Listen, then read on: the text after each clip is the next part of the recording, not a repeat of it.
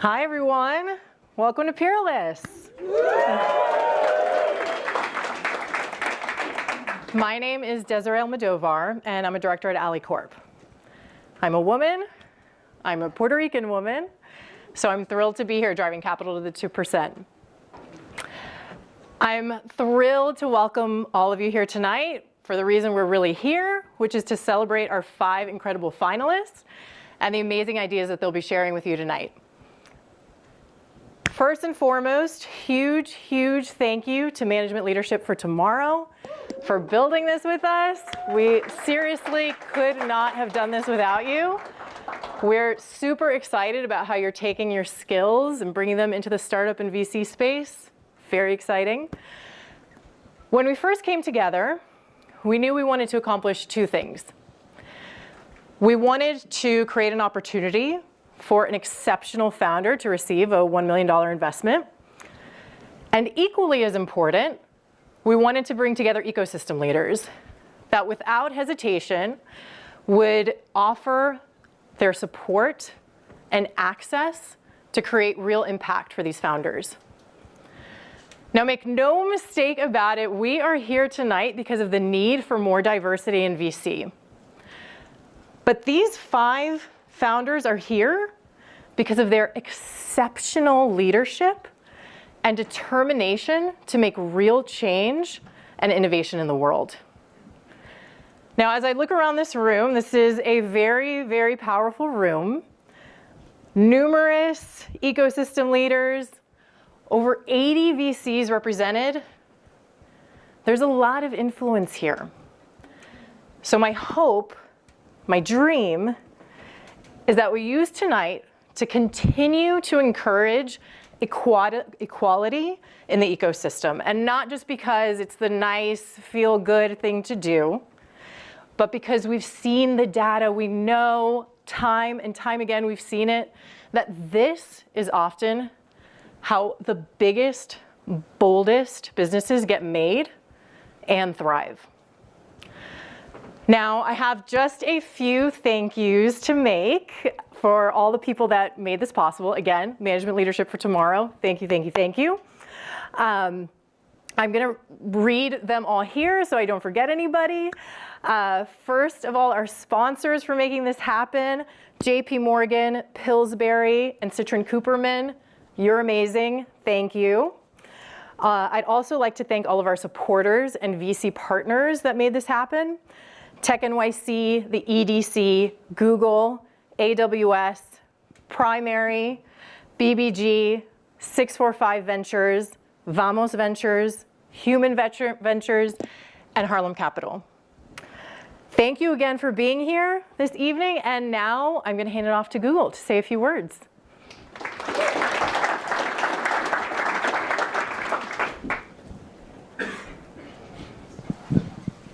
Okay, hi everyone. Thanks so much for being here. My name is Ella Swimmer, and I am here to spearhead the kickoff of this amazing partnership. We're so excited to be here hosting the Peerless Pitch Competition today. I am here with the Google for Startups Cloud program, and I'm here to tell you a little bit about the cloud program before we dive into our exciting competition. Next slide, if possible, really quickly. Thank you. Okay. Great. So Google for Startups is our flagship program, which is specifically designed to help startups thrive. We are a global team with a shared passion for 2 things, everything startups and the limitless potential of cloud. So we offer a range of resources here that includes cloud credit programs, technical mentorship, and community and networking opportunities. And we are not just providing tools, we are providing dedicated people and programs to actively accelerate your startup success. Our program can offer you technical guidance, financial empowerment, an emphasis on AI and Web3 expertise, and the power of community and visibility. And we know that startups represent the future of innovation, so we align qualified founders to a startup success manager as their key point of contact here at Google. They're committed to ensuring you have the resources you need to thrive. In terms of the financial support piece within the program, we'll cover the first year of Google Cloud usage up to $100,000 for any startup through Series A, and then for the second year, we'll continue to support you by providing 20% of your Google Cloud usage with another potential $100,000 in credits. Thank you for all your time. Again, my name is Ella. I'll be here for the rest of the night if you want to talk about anything startups, cloud related, and so excited to have you all here. And I'll hand it over to Kevin to get us started. Thank you.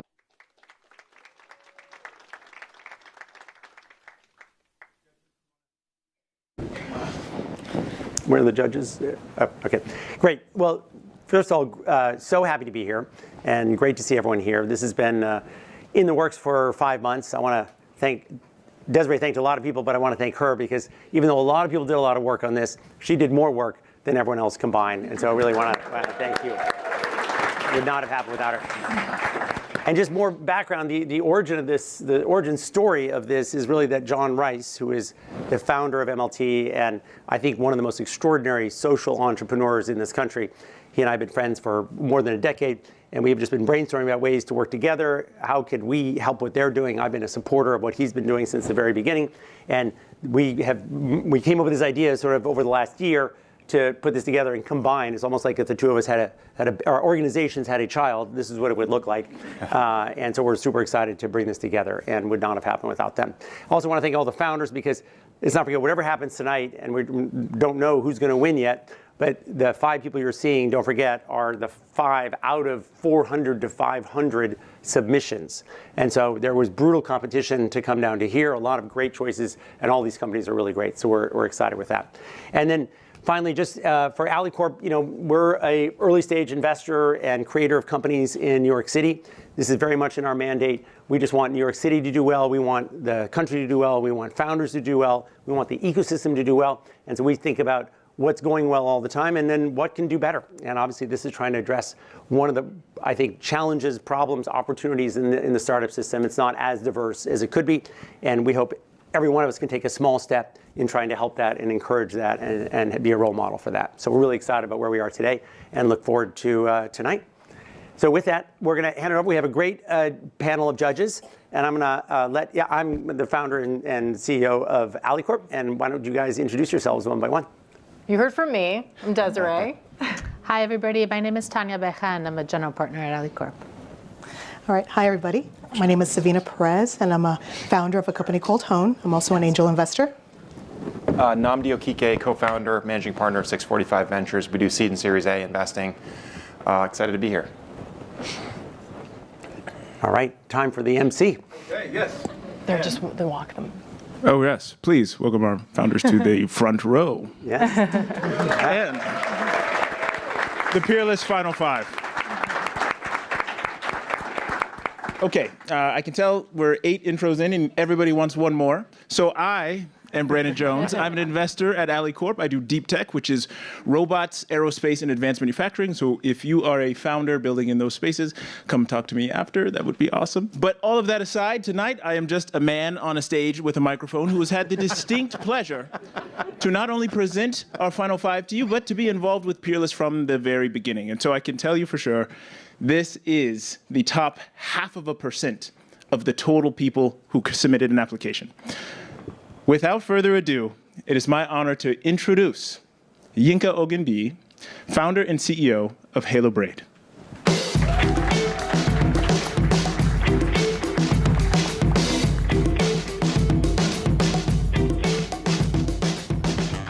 Hi, I'm Yinka, the founder of Halo Braid. I'm a biomechanical engineer and second-time hardware founder with 6 products on the market and 4 patents. And I'm also an influencer with 71,000 followers on Instagram. Most importantly, I've worn braids all my life. And during a lockdown in the UK, I tried braiding my own hair for the first time. It took 4 days. Now, when braiding hair was invented, it was a manual, hours-long process. And in 5,000 years, nothing has changed. It takes hours to get your hair braided. How many? Each year, 8 billion hours are spent braiding hair. It's not just a phenomenal waste of time, but it represents billions of dollars of lost value for people, predominantly black women, who get their hair braided, and we've spoken to hundreds of them. Braiding is time-consuming. It takes about 6 hours. It's expensive, costing $300, and you get it done every 6 to 8 weeks. It's inconsistent, and it's painful for stylists who get carpal tunnel and arthritis in their 20s, and whose revenue is capped by how much labor they can perform. That's why we're building Halo, a patent-pending automated hair braider that saves time. Stylists start the braid, Halo finishes it, and we reduce braiding time from hours to minutes, making braiding painless and consistent, and allowing a stylist to focus on what matters: styling their hair, building their relationship with their customer, and then growing their business because they can now see more people in less time and make more money. Now, if you wanted, you could Google automated hair braider, and what you'll probably see is a twister, which doesn't braid, a toy braider, which is designed for dolls, or an industrial machine, which braids ropes for ships. We've tested these devices, we've taken them apart, we've gone through their patents, their literature, none of them work. So we spent the last year building over 250 prototypes to create the first automated hair braider. We use ML algorithms to create quality braids. We can do this up to 5 times faster than a stylist, and our mechanism is weightless, so when this braids your hair, you don't feel a thing. And the reason I know you don't feel a thing is because my hairstyle right now was created by a Halo Braid Pro and a stylist. And it didn't take 6 hours, it was done in half the time. And the response from stylists and clients has been really enthusiastic. We have a waitlist representing over 3 million in ARR. We have 42 letters of intent signed by salons and stylists. Fubi's a stylist who owns a salon in London, and he sees himself having a row of Halo braids he's using to see client after client after client. And for a client like Lara, I'm standing in front of her quote, this is literally the answer to her prayer. Braiding that is fast, flawless, and convenient. Now, we're a software-enabled hardware business with SaaS economics. We charge stylists $400 a month to rent this device and triple their productivity. We can operate at an 85% gross margin because our COGS are about $400, so we can break even in the first month. But what really excites us is a stylist with this device can make an additional $50,000 a year, giving them a 9-to-1 ROI on their Halo braid. And all of this rolls up into the $11 billion opportunity we have to transform this industry. We start with a device targeted at professionals. That becomes a braiding platform on which we can sell consumables like extensions every time people get their hair done. And then we move into the home where 25% of people are braiding their own hair. Now, I've introduced myself. My experience is going from 0 to 10,000 units for consumer electronics products. My co-founder, David's experience is going from 10 to 10 million units for consumer electronic products. He spent 5 years at Apple as a lead technical program manager for products like the iPad Pro, the iPad Mini, and our team has extensive experience from top hardware companies like Beats, Apple, Peloton, and Dyson. In terms of go-to-market, this industry is uniquely driven by social media and word of mouth. 80% of people find their styles and their stylists on social media and through word of mouth. People will literally stop each other in the street and ask, who did your hair? Can I get their number? And we can use this to our advantage. And at my last startup, we used influencer marketing to drive millions in revenue. And as an influencer myself, I have experience creating viral video content. So we're able to organically and affordably grow our waitlist. And we've seen this play out when we do social media ads, because our conversion rate is about 13%, which is 10 times industry average. So we're building up our stylist waitlist, and we'll convert that into a viral pre-order campaign. And some of these stylists work at enterprise salons like JCPenney, which has 600 salons around the country, and Ulta Beauty. And so we can eventually sell to enterprise as well. And then we turn stylists into our referral engine, incentivizing them to share this with their stylist network. We'll use $1 million in funding to test, manufacture, and launch Halo Braid Pro at scale. We've done 30 internal stylist tests, we've chosen a manufacturing partner, and we're ready to ramp up the device and launch in Q1 of 2025. I think most importantly, we're really excited to bring much-needed innovation to an overlooked industry that hasn't changed in thousands of years. Thank you.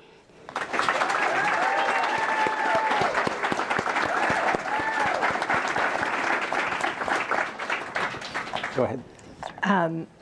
So I'm curious, how do you imagine this evolving over the next 2 to 3 years? Sure.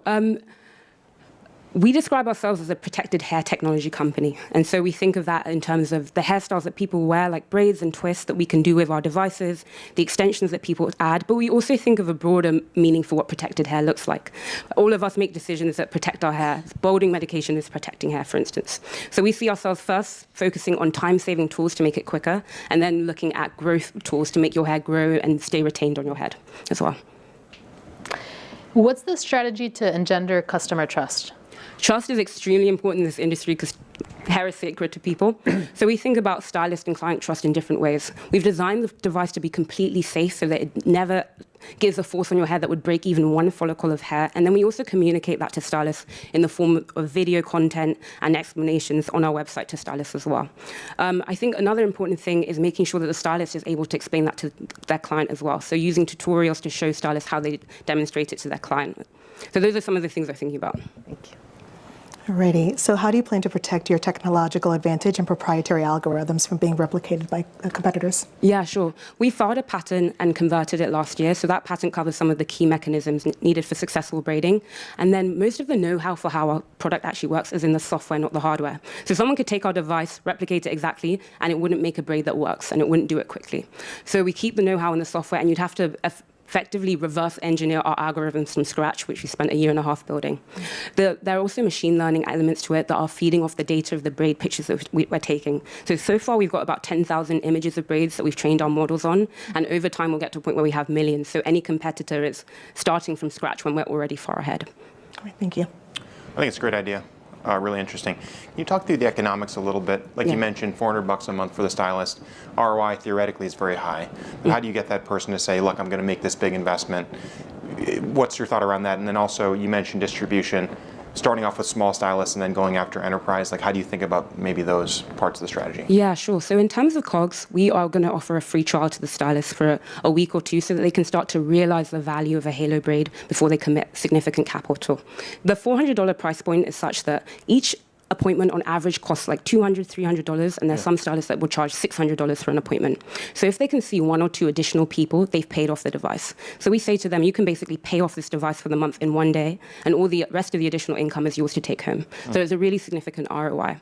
And your second question was about... Just around kind of strategy. So you said starting off with small individual stylists and then going to the big guys. Just maybe describe that a little bit. Yeah. So a lot of the individual stylists make their own purchasing decisions, so that's why we're starting with them, and we know that we can reach them pretty nimbly through social media and digital marketing. But we've already got stylists signed up to our waitlist and signed LOIs who are based at JCPenney salons, Ulta Beauty salons, and we've actually been in early contact with Ulta Beauty about scaling this in the enterprise. So we see that there's a lot of demand for this type of customer who spends a lot on hair and beauty and is a customer that would walk into a salon or a store and make other purchases as well. Quick question on manufacturing, because one of the challenges we see is that if you're making 20 or 30, it's very, very expensive. You make 10,000, it's pretty cheap, but you can't make 10,000 because you don't have 10,000 orders yet. How do you navigate that, and can you flesh out a little bit more what you're doing on the manufacturing side? So when we're making 20 to 30 units, our COGS are about $1,000, and we're building and assembling the devices in-house. To scale up, we're working with a manufacturer based in Mexico, and so we would need to hit the 2,000 unit mark for that to start to make economic sense. Part of the reason we'll use the fund is to fund the tooling and the investment in manufacturing, but we're not particularly worried because our components are pretty small, so there's some that we can 3D print pretty nimbly when we're dealing with 1,000 units, 2,000 units, and some that will injection mold. So we've baked these like initial investments into our models, and we feel confident that when we hit that 2,000 unit mark, which we can with our pre-order campaign, that will be economically viable. All right, I think we're getting the bell. Thank you. Is this one on? Oh, yeah, sorry. Thank you so much, Yinka. All right. I would now like to welcome to the stage Justin Kelly, founder and CEO of Sneak Peek.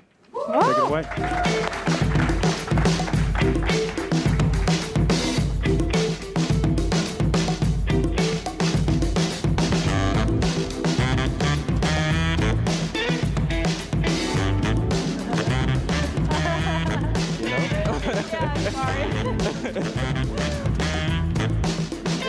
The team over there, I think this should in theory be maybe. Yeah, a little help. There we go. Oh, perfect, Very perfect. nice. Here we go. Here we go. All right. Had to make you wait for a little bit. What if I told you that the last item you purchased from an online marketplace was counterfeit? And what if I told you that the counterfeit industry has grown to a $2 trillion market? And what if I told you that with a mobile device, enterprises could authenticate products within 90 seconds? Hi, my name is Justin Kelly, and I'm the co-founder and CEO of Sneak Peek, the AI authentication platform for premium collectibles in the secondary market. Despite spending millions to create robust human authentication programs, enterprises are struggling to scale. Companies are spending millions on labor expenses, months on training and retraining employees, and facing reputational damage due to poor authentication.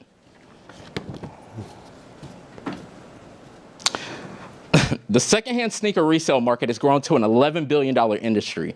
And while we're starting with the niche sneaker market, we see our technology integrating into the larger $458 billion collectibles market by offering our services across garments, handbags, art, and other collectibles. While the quality of counterfeits have continued to improve, the methods for authentication remain the same.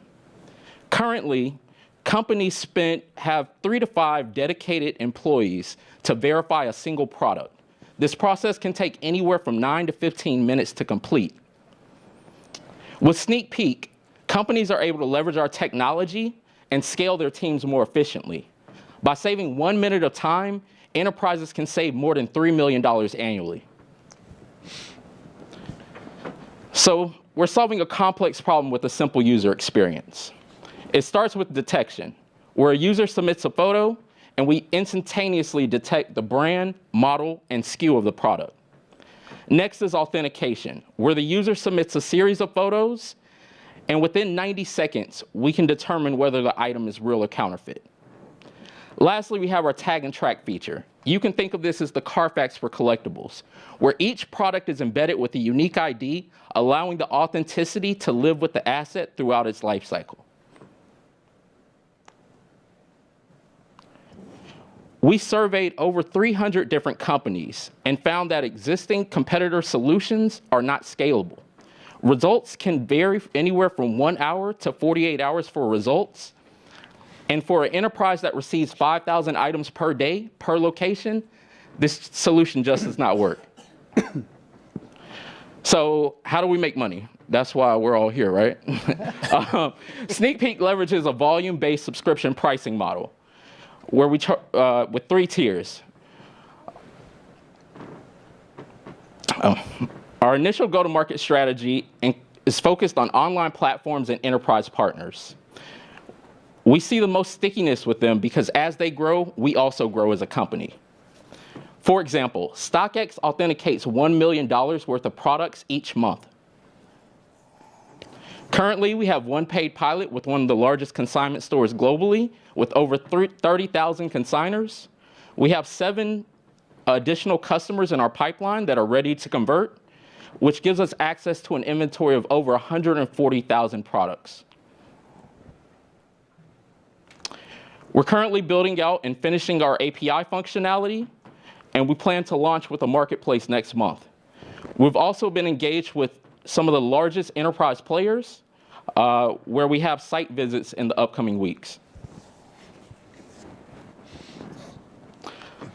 We're currently raising $1.5 million to support development, salaries, and sales and marketing efforts. So why are we the team to do this? My co-founder, Michael Truesdale, and I had the opportunity to live and work in China.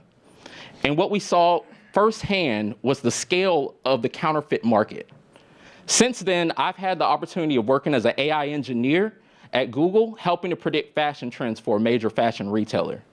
My co-founder has years of SaaS sales experience, previously working in SaaS sales and customer onboarding and implementation at Oracle. Thank you for your time, and please join us in revolutionizing how products transact on the secondary market.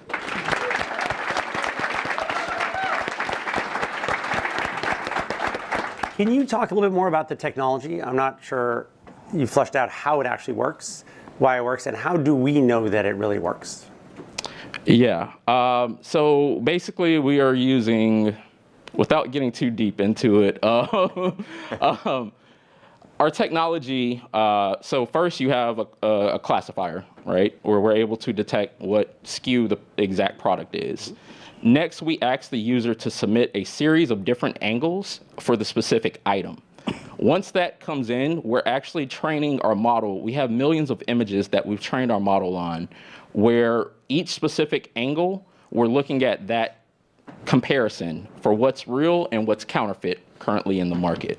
Once we've determined that that is complete or that the item is real, we embed NFC technology inside of the asset. And so that's where the authenticity lives. And at any point in time, a user can just tap, similar to how you do with Apple Pay, and then pull up the authentication history. But what that also means is that now we are the data owners for how products are transacting in the secondary market, whereas right now there's no way for anybody to even have that knowledge.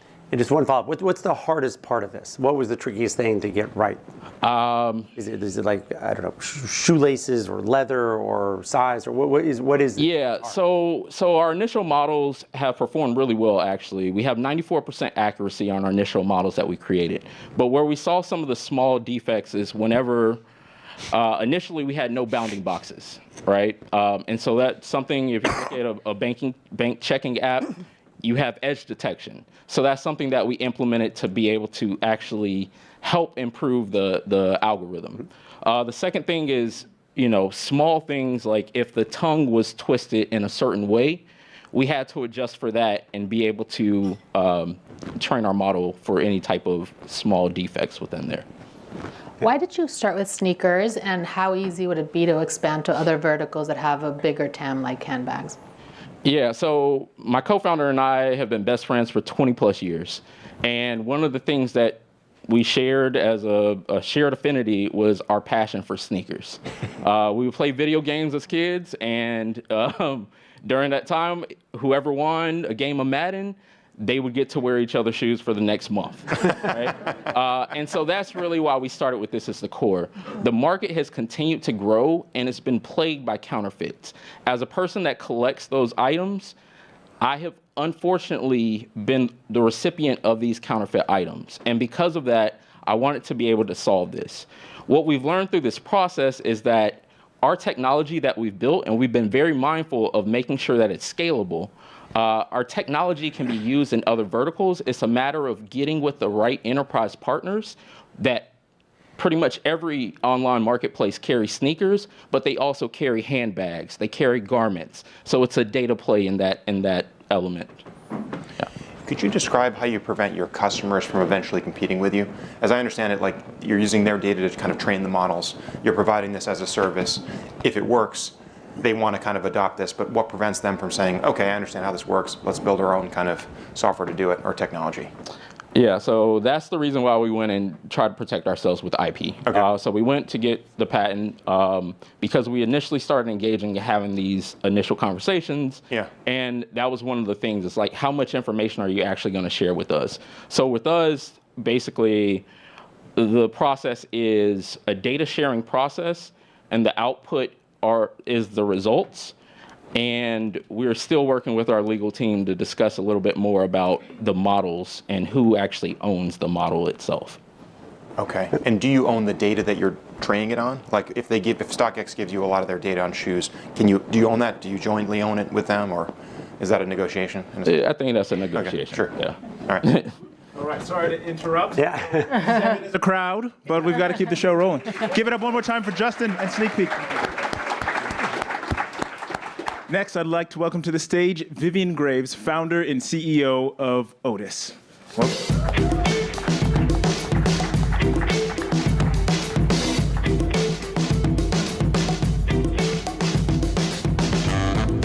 Hi, everyone. How are you? Great. Thank you. I'm Vivian Graves, and I'm the founder of Otis. We're a company that makes vet care accessible and affordable. My team and I set out to solve one of the biggest challenges that consumers are facing in the US today, and that's that pet health is broken. There's a dire shortage of veterinarians in the US that's unfortunately only getting worse as the number of pet-owning households continues to skyrocket, while the number of vets has stayed pretty much flat for decades. And this is something that affects nearly everyone, as 3 out of 4 households have a pet in the US. In real numbers, that's 200 million dogs and cats in this country. This here is my own dog, Luna. And as a pet owner myself, I felt the impact of these shortages in my own life for many years. Specifically, going to the vet is getting very expensive. In the last few years, vet costs have increased over 32%, and wait times are getting longer and longer. In fact, I've had to wait anywhere from 2 to 4 weeks just to get in to see a vet. Unfortunately, vets are feeling very burned out, and they're now the profession with the highest suicide rate as they deal with these tremendous challenges facing their industry. Part of the problem is that in clinic, a vet can only treat 2 to 3 pets per hour, and this is max. That obviously is very costly for pet owners who have to pay on average $100 just to talk to the vet. The reality is, though, not all consults need to happen in clinic, and over 60% of issues could actually have been treated online. That's why we built Otis, to make it easier and more affordable for pets like Luna to get access to a diagnosis, a treatment, and a prescription from our network of virtual vets. The way it works is that we use technology to automate and streamline the majority of a pet's consult, and then we loop in a vet at the very end, when they have all the information they need to make a diagnosis and write a prescription. Our pharmacy then packs and fulfills the medication and ships it to the pet's door on a recurring basis. What this means for our vets is that they can treat 6 times more pets per hour, or I like to think of it as 1 Luna every few minutes. And then on the flip side, we can pass those cost savings on to pet owners, charging them as little as $5 to $20 per consult. We initially started by validating 3 things: that we could treat pets faster, more affordably, and probably most importantly, that people actually wanted a solution that was different like Otis. We found all 3 to be the case resoundingly, and we've gone from virtually 0 to over $145,000 in annual recurring revenue in just the last 4 months. And we've done this with world-class retention and world-class engagement. You might be asking yourself, why has something like Otis not existed before? The truth is, historically, pet telemedicine just wasn't legal in most states. And it wasn't until the pandemic, with social distancing, vet shortage pressures, that regulatory changes started snowballing across the US. And this has created a once-in-a-lifetime opportunity for innovation to truly take hold and totally improve a whole industry. Our vet network is ready for this, and we've spent the last 6 months getting them licensed in nearly every state where telemedicine is available. And there's even more states set to pass laws in the next 2 years, such as Texas and Florida. We're also the perfect team to build this. I'm a former venture investor and entrepreneur in residence. Nina, who leads product and tech, is a former founder and product manager. And Dr. Jamie, who's our vet director, has over 15 years of experience treating pets in clinic, teaching in classrooms, and now treating them virtually. We initially started by treating just 1 condition in 3 states, but we've barely scratched the surface. We're building the front door for all pet health, so that pets just like Luna can get access to affordable care no matter what the issue is and no matter where they are. And this is the perfect time to build. Thank you.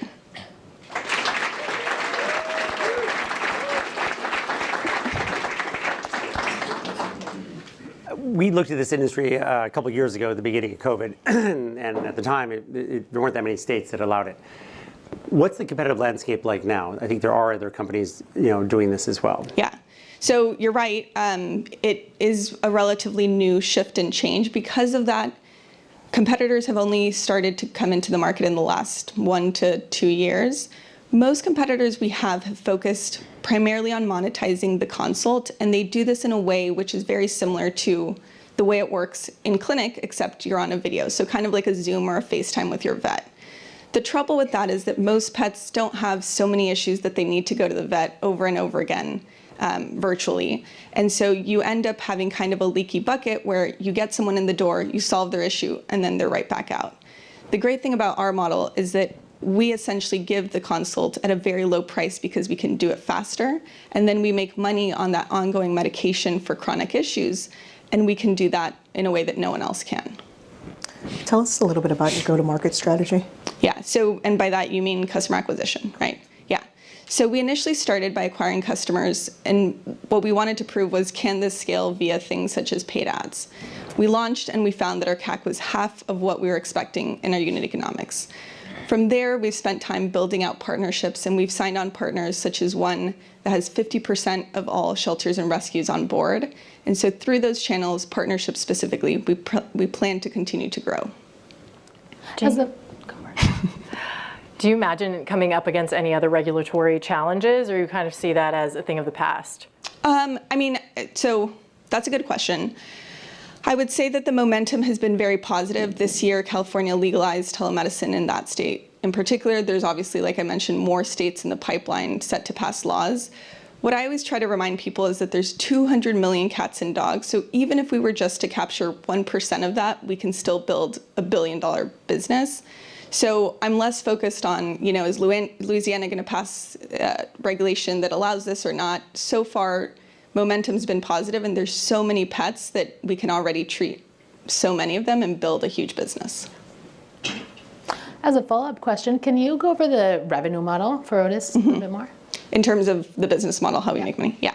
So as I mentioned, we essentially give the consult nearly at cost. So we pay our vets what we make for the consult.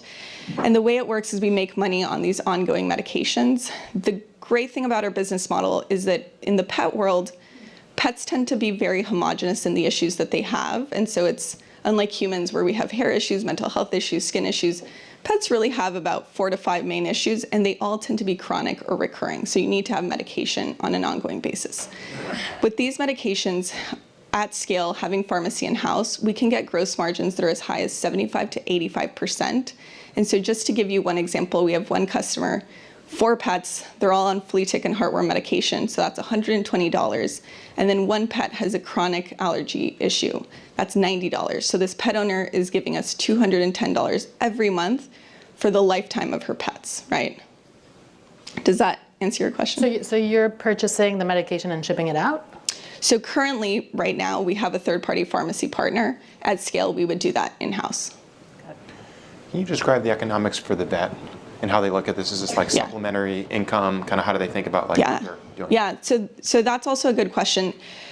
As I mentioned, obviously there's a vet shortage. You might think, how do you recruit vets? How does this make sense? Because so many of them have such high amounts of medical school debt, they're very willing and looking for freelance opportunities and ways to make supplemental income. And because they're so burned out because of clinic work, they want different alternatives that allows them to work virtually.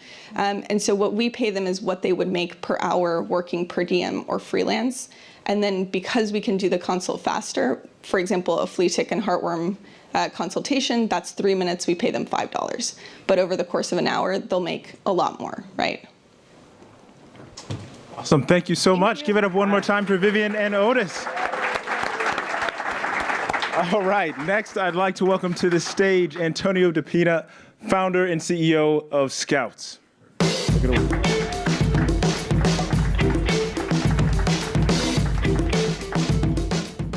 Perfect.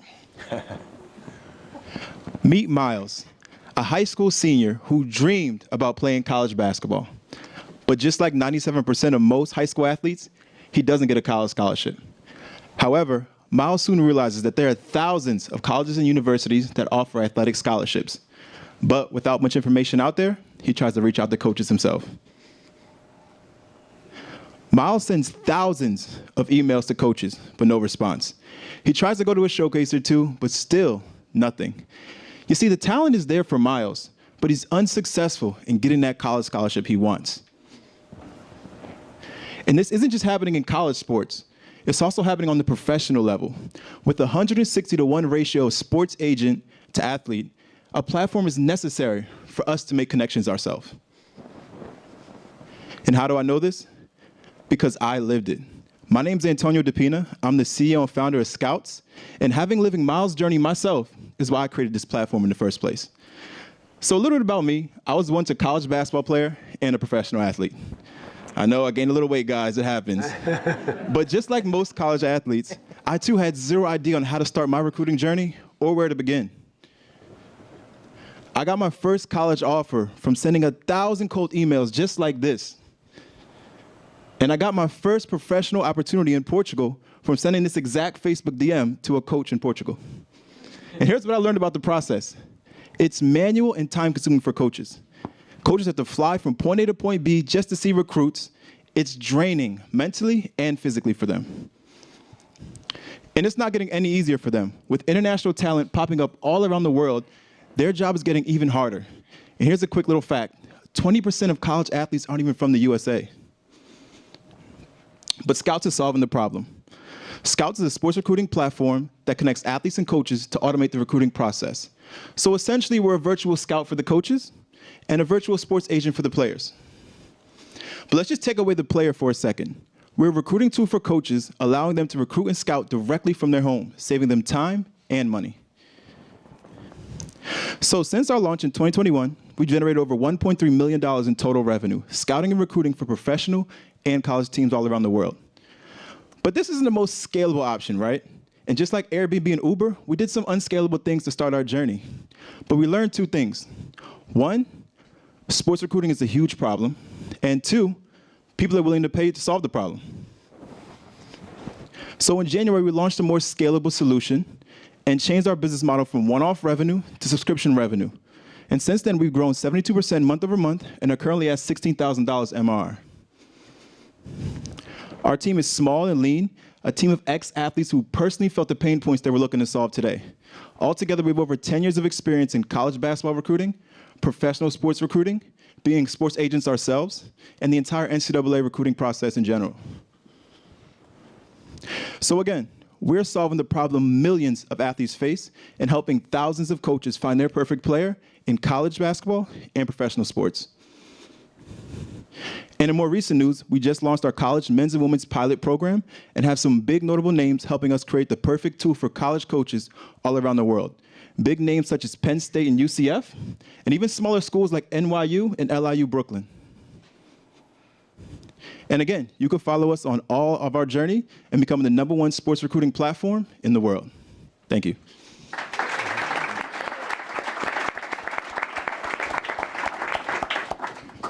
Right.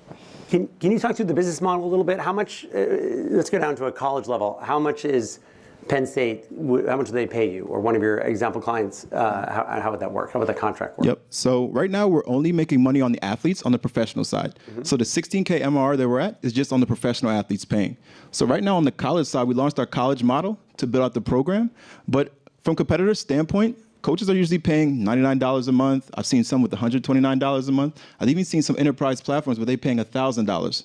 So it all depends. We're looking for the right pain points because, you know, a Division I program may have a different need than a NYU, for example. A Penn State and NYU may be completely different. So we're just testing right now on the college side. If the players are paying for it, do they churn out after they're done? Yes, they do churn. Right now, we have a churn rate, I think it's around 2 months, so like 1.7 months. But it's around, our customer acquisition cost is around $14.60. Churn is around $50. So churning around that second month. Is there a plan to be able to try to retain? Yeah, definitely. We're still a new company, so we just launched the web and app January. So I chalk it up to just a lot of UI, different defects, you know, building a team around the tech side. But yeah, we're definitely iterating and fixing that problem. On the product side, is it just self-reported data, or how are you validating sort of the quality and integrity of the data? Right. So that's a great question. So right now, it's self-reported data. But we're in progress of changing that up. So we have a few things we're thinking about doing, like validating the data on the side of where you can have a URL, screenshots, things like that, just to validate the statistical side, which is like points per game, because anybody could just go on the platform and say, I averaged 50 points a game in college, you know, and like I said, you know, that doesn't make sense. So we're working on validating that side, and that's been something we're iterating as well. And, sorry, on the product side, are there videos that are there that the coach can see the people playing? Yep. You add your like statistics, your videos, highlights, full game, highlights, and all those things that a coach would want to see would be on your platform, on your profile. And when you're talking to colleges now, why are they not using it? What are they worried about? And what are they using right now? Is it just manual, or are there any other? Everything is manual. There's some competitors, but everything is manual. A lot of the competitors, they like to just stick a bunch of sports and just let's just see what sticks. So us, we're basketball centric. So we started with basketball. It was the low hanging fruit, and that's what we started with. So is that like a timer? No. Okay. So that was the low hanging fruit. But yeah, to answer your question, yeah. And what would your second sport be? Oh, I'm thinking about taking the beast on of soccer. You know, I want to take on that soccer beast. You know, I'm from West Africa, so soccer is something big for me. So I wanted to take on the beast of soccer. Go big or go home.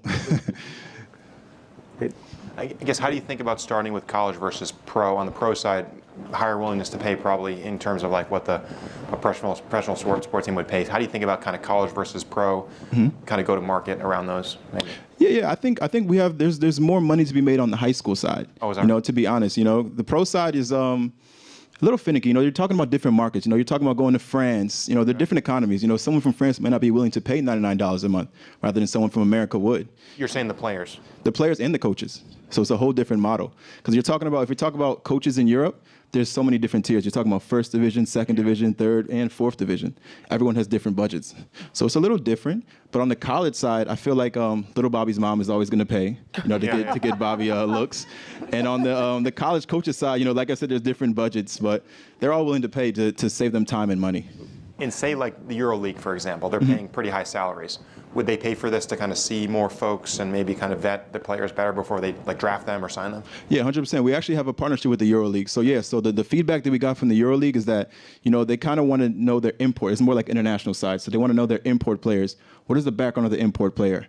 How much do they really want, like salary-wise? They don't want to waste their time. I get it. You know, what type of passports do they have? Like little intricacies that they can't really find anywhere else. Makes sense. Thank you so much, Antonio. Give it up one more time for Scouts.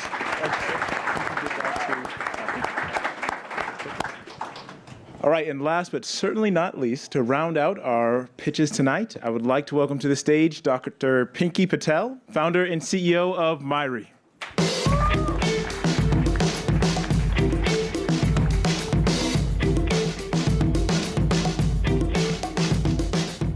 Hello, I'm Dr. Pinky Patel, the CEO and founder of Myri Health. 4 babies are born each second, and with each birth, a mother is born too. Picture this, the dream, the blissful image of motherhood. Society paints a picture that the ultimate dream is forming a happy family. The reality, isolation, and lack of support. No one tells you that you'll be operating on just 1 to 2 hours of sleep while navigating extreme highs and lows, all while ensuring another human thrives, often from your own body. It's time to bridge the gap in resources between the dream and the reality, and that's exactly what Myri's here to do. 80% of deaths in pregnancy and postpartum are preventable. The reality is that interactions with mothers are infrequent, leading to unfavorable health outcomes. 53% of preventable deaths occur after the mother walks out of the 2 hospital doors. The first and only postpartum visit is at 6 weeks. 40% of women don't make it to that short 11-minute appointment. I'm a mom. They're actually here today. I also possess a doctorate, and I'm certified in pre- and postnatal fitness. I had such a challenging maternal journey that I was compelled to create a solution for every mother after me. With 40,000 directly in my online community, I've directly worked with thousands of women during their maternal care journeys. This hands-on experience fueled the comprehensive market research that I was conducting to ensure that Myri solutions align perfectly with the struggles faced by mothers. Myri began as a postpartum tool. Developed with gynecologists and physical therapists, it provided personalized pelvic rehab, expert articles, and supportive communities. Not only did our mothers report feeling empowered, they were no longer isolated, and more importantly, we had excellent clinical outcomes. We realized that to fully support a mother through their journeys, we had to start in pregnancy. We've now expanded into pregnancy, and we're using advanced AI for predicting and preventing complications. We do this by analyzing real-time data to decrease instances of preterm labor and identify high-risk pregnancies. Our pregnancy tool and postpartum tool is designed to be personalized, to be able to provide interventions based on the mother's health profiles. And the problems are not just with mothers. Our care system is extremely fragmented. It's not fit for maternal complications that occur, large gaps in care that cost up to $100 billion in the US economy alone. Myri was designed to fill these gaps in care to ensure that mothers and babies don't fall through the cracks. We started by directly supporting the mother, but realized the care and gap was with healthcare stakeholders like payers and providers and the mother. This is how we meet mothers where they are. Our platform revolutionizes maternal health care by connecting the healthcare stakeholders like a payer or provider directly with the mother using a user-friendly application and our SaaS platform. This connectivity bridges the gap to make sure that mothers and babies don't fall through the cracks. We do this by analyzing real-time data, increasing touch points, and enhancing quality of care to ultimately reduce costs and save time. Our holistic approach ensures that all stakeholders are connected with the mother to ultimately give better birthing outcomes. With over 200,000 users in 44 paying countries and generating 6 figures in revenue with zero marketing with our beta product, we are leveraging these achievements to fuel our expansion. Our initial D2C expansion allowed us to build a strong brand identity and gain invaluable market data. By engaging directly with mothers, we were able to obtain critical insights that then led to strong enterprise and B2B partnerships. Our success then attracted health plans and payers and public health initiatives.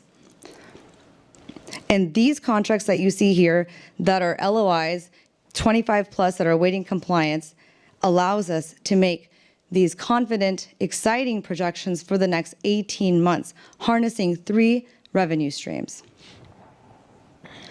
Most startups look at global expansion as a long-term goal. Although we already connected with mothers when we were previously D2C, we're being approached by 4 specific countries. Our interdisciplinary team consists of industry veterans, medical advisors with deep healthcare and technology expertise. Supported by mission-aligned partners, we're raising $2.5 million to expand our technology and our reach. If you want to check on the health of a community, check on the health of a mom. Myri's mission is to raise the standard for maternal health care worldwide. We are accessible, we are affordable, and we are essential.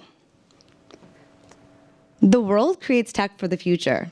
It's time we create tech for moms who birth the future. Thank you. Thank you, Pinky. As a mom, I am excited about what you're building. Tell me more about how the strategy around trying to retain customers past the postpartum period. Absolutely. So there's a lot of, postpartum is forever. I think you could probably agree with that. And the pelvic floor, we started with one of the pillars of our postpartum care when we initiated the build of this was pelvic floor therapy. I always question, why do countries like France have 10 government mandated PT sessions? And here it's like, you know, there was someone on my panel recently, they said, I jammed my pinky finger and I got PT for my pinky finger, but I had a baby and I got a baby.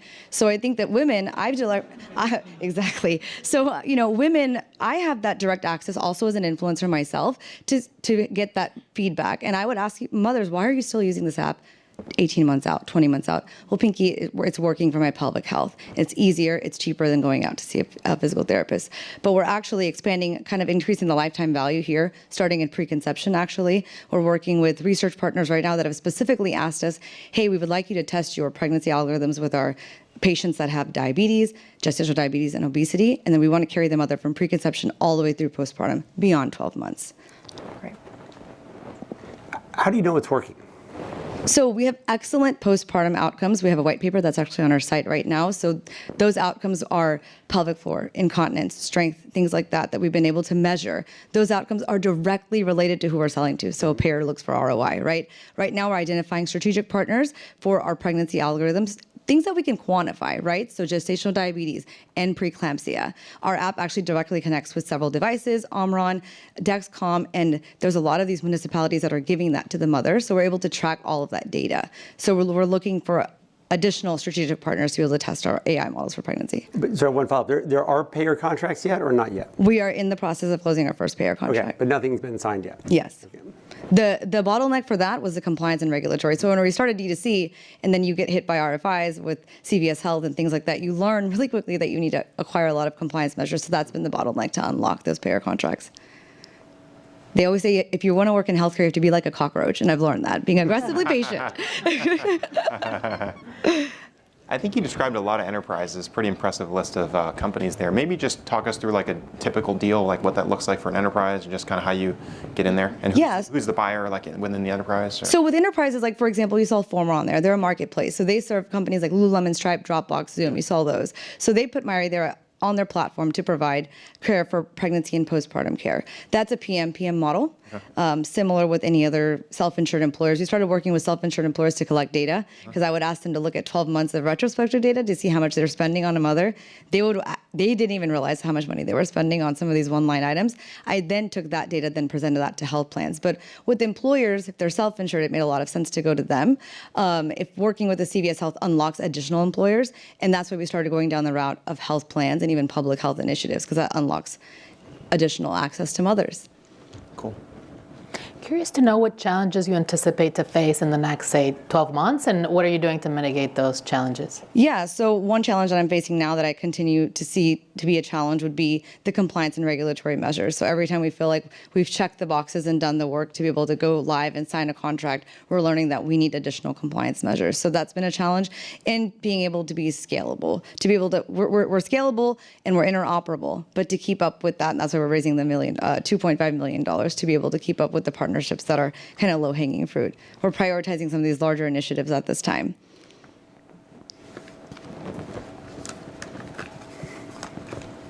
Great. Thank you. Great, thank you. Thank you. And thank you to all 5 of our Peerless finalists. Please join me in giving them one more round of applause. I'd also like to thank our esteemed panel of judges for your time, for your insightful questions. One more time for them. And finally, for our sponsors at Google, we obviously would not be in this space without you. I told you these startups were good. Any one of them would be deserving of the prize tonight. But now our judges are going to retreat to the back war room to pound the table and decide who wins the final prize. So what we can do now is return to the cocktail area, have some more drinks, talk about it with your friends, guess the winners. They will make their deliberation and come back out in about half an hour and announce the winner right outside. So thank you all for joining us tonight. Really appreciate you. Have a great evening.